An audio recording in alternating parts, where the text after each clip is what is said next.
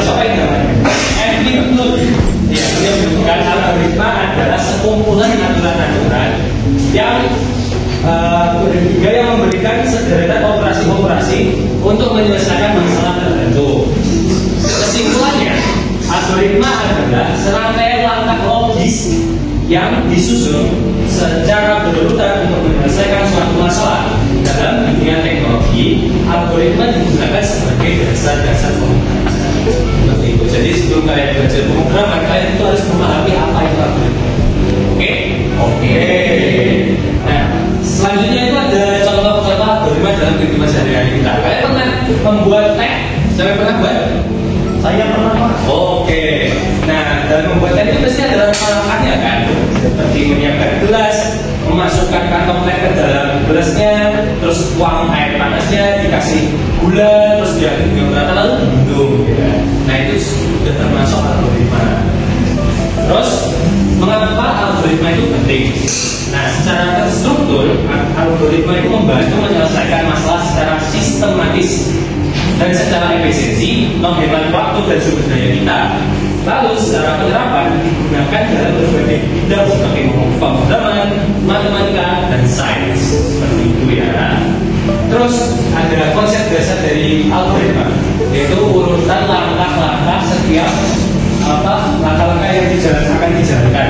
Jadi setiap langkah yang akan dijalankan itu harus secara berurutan. Jadi kalau misal kayak membuat teh, terus tiba-tiba dikasih air panas langsung kan aneh kan? Kan nggak ada tehnya, terus gimana? Masa kalian minum air panas? Terus lalu ada decision atau keputusan, yaitu mengambil keputusan berdasarkan kondisi tertentu. Contohnya, jika hujan, bawa payung. Jika tidak hujan, lanjutkan perjalanan. Dan ada yang namanya looping atau pertukaran, yaitu langkah yang diulang sehingga kondisi tertentu terpenuhi. Contohnya menghitung mundur dari 10 sampai 1. Oke. Penulisan algoritma itu ada 3. Pertama ada deskriptif, ada penulisan prosedur, dan ada flowchart.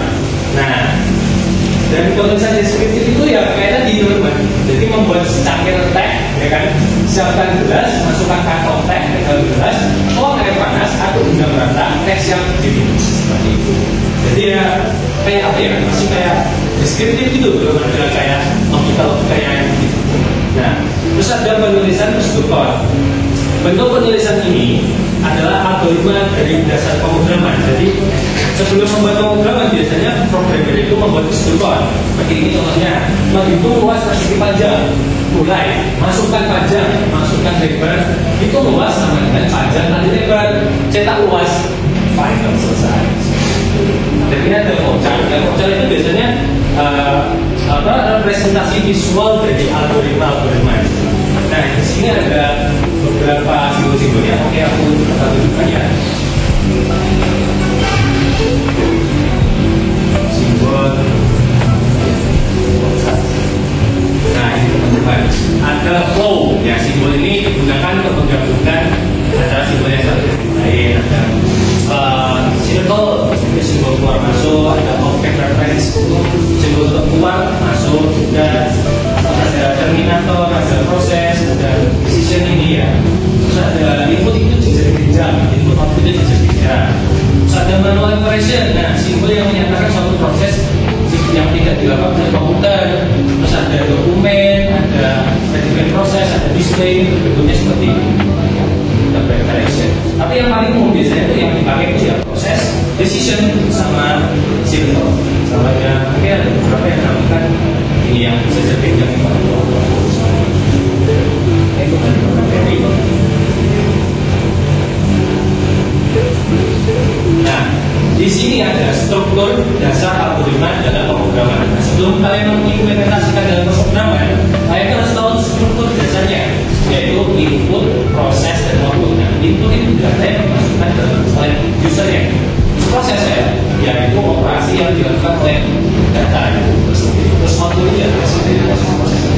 Contoh ya, yaitu itu tadi luas persegi panjang. Pertama, inputnya itu panjangnya, dan lebarnya dimasukkan input. Terus prosesnya yaitu luas, yaitu panjang kali lebar, yaitu prosesnya. Dan outputnya yaitu mencetak hasil dari luas tersebut. Nah ini dia teman-teman, nah, itu implementasi dengan bahasa pemrograman. Nah ini ya contohnya masalahnya itu menentukan apakah suatu tahun adalah tahun kehabisan. Nah kehidupannya ya mulai masukkan tahunnya. Jika tahun habis dibagi 4 dan tidak habis dibagi 100 atau habis dibagi 500, cetak tahun kehabisan. Jika tidak, cetak bukan tahun kehabisan. Selesai. Nah ini pemrogramannya ya, penerapan di Python-nya. Dan ini ada outputnya. Masukkan tahun 2024 tahun kehabisan kan? Seperti itu. Kesimpulannya, algoritma adalah dasar dari penyelesaian masalah secara sistematis. S24 dan Flowchart membantu menyusun algoritma dengan cara mudah dan dipahami. Pemahaman algoritma sangat penting untuk mempelajari pemrograman dan tentang teknologi. Baik, sekarang tugas mandiri. Mungkin ada yang mau ditanyakan? Ada? Oke, teman-teman, jadi kita bakalan mengerjakan tugas mandiri, yaitu yang membuat S24 itu rata-rata 3 bilangan. Terus membuat S24 menentukan bilangan terbesar dari 2 bilangan. Sudah siap kan? Sudah. Aku bagian ya.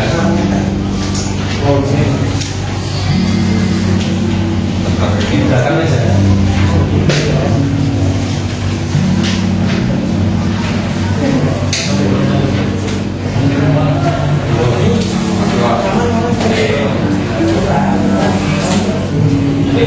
Kerjakan secara serius ya teman-teman.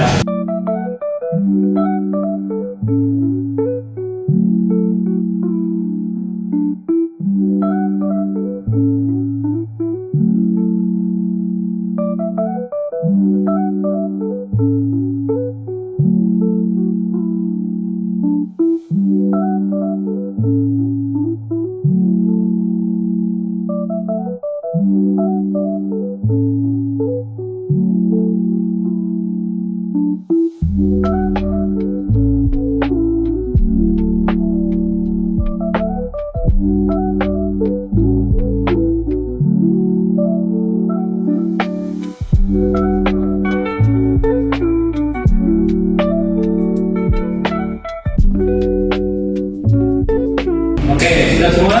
Sudah. Oke, sekarang dikumpulkan di meja sedia.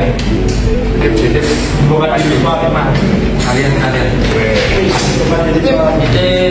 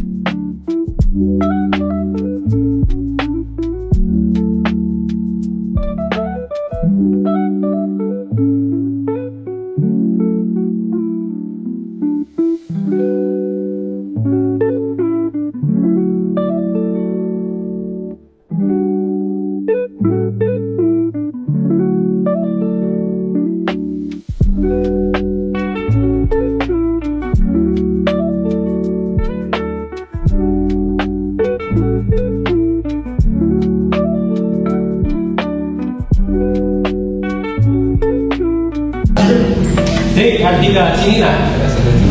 Ini baju Pak.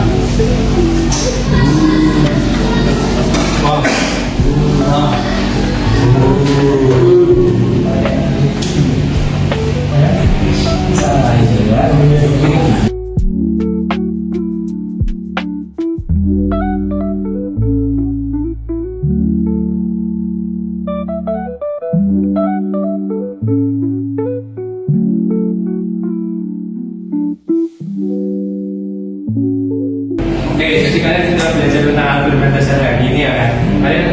Semoga kalian paham apa yang diajarkan hari ini dan bisa menjadi bekal buat kalian menjadi programmer handal di masa depan. Oke? Terima kasih. Pertemuan hari ini sudah dicukupi. Selamat jumpa di lain hari. Bye bye. Assalamualaikum.